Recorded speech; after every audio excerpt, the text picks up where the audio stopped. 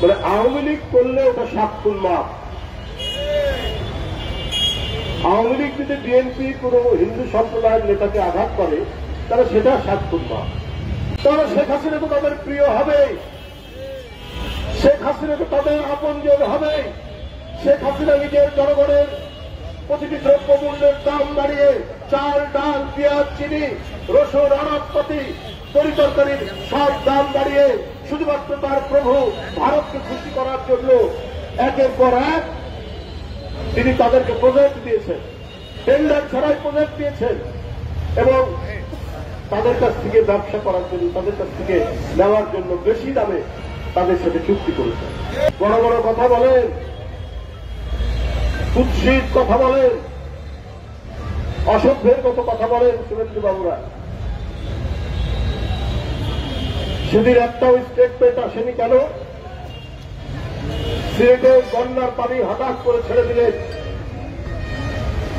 সেই বন্যার পানিতে কি শুধু মুসলমানের বাড়িঘর ভেসে গেছে? অনেক হিন্দু পাড়া, অনেক হিন্দু গ্রাম বাড়িতে তলিয়ে গেছে। কই সেদিন আপনারা একসাথে কয়েকটা গেট খুলে দিয়ে এই প্রলয়ঙ্করী বন্যা সৃষ্টি করলেন। সেদিন কোথায় ছিল আপনাদের বাংলাদেশে হিন্দু নিপীড়নের কথা, হিন্দু নির্যাতনের কথা? কিন্তু আওয়ামী লীগের একজন নেতা, সে সভাপতি বা সেক্রেটারি, দুই পক্ষে মারামারি হচ্ছে, বিএনপির কারো ঢেল বা লাঠির আঘাতে সে আহত হয়েছে। ওটা তখন বলবো যে এটা সাম্প্রদায়িক, হিন্দু সম্প্রদায় কেন এটা মানে আহত। এটা একটা ন্যারেটিভ, এইটা একটা বয়ান তৈরি করে রেখেছে তারা। কারণ একটাই, শেখ হাসিনার এই পলায়ন তারা মেনে নিতে পারছে। আপনারা গণতান্ত্রিক রাষ্ট্র, এটা আমরা সবসময় বলি, কিন্তু আপনারা বাংলাদেশের জন্য এবং আশেপাশে দেশের জন্য আপনারা, আমি আগেও বলেছি, আপনাদের নিজেদের মধ্যে যতই দলাদলি থাক, গ্রুপিং থাক, যা কিছুই থাক, কিন্তু বাংলাদেশের প্রশ্ন আসলে রসুনের গোড়া এক। এই রসুনের গোড়া এক হয়ে তখন একই সুরে, যেমন বিজেপির কেন্দ্রীয় নেতারা, মন্ত্রীরা কথা বলেন, মমতা বন্দ্যোপাধ্যায়ের কথা বলেন। মমতা বন্দ্যোপাধ্যায়কে আমরা জানতাম ধর্মনিরপেক্ষ, সাম্প্রদায়িক, উদারনীতির মানুষ। তিনি তার স্বরূপটা উন্মোচিত করে দিলেন। বাংলাদেশে উনি আবার এক ধাপ লাফ দিয়ে গিয়ে বললেন বাংলাদেশে জাতিসংঘ বাহিনী পাঠাতে। কিন্তু এই ভদ্রমহিলা এত অর্বাচীন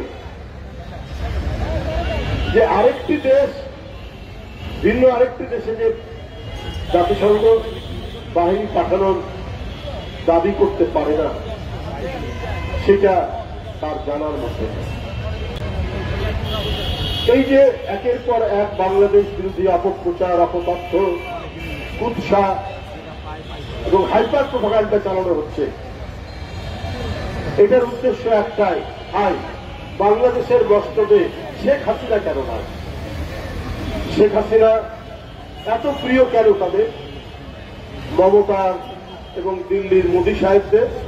কারণ শেখ হাসিনার কাছ থেকে তারা বিনা পারিশ্রমিকে, বিনা টাকায় যা পেয়েছে, অন্য কোন জাতীয়তাবাদী চিন্তার মানুষটা তো সেটা দেবে না। 7টি বিদ্যুৎ কেন্দ্র দিয়েছেন বিনা টেন্ডারে। আদানি বাবু বিশাল ধনী লোক, তার সাথে সরকার চুক্তি করেছে বিদ্যুৎ আমদানি করবে। সেই ঝাড়খণ্ডে তার বিদ্যুতের বড় প্রকল্প, কয়লা পুড়িয়ে বিদ্যুৎ।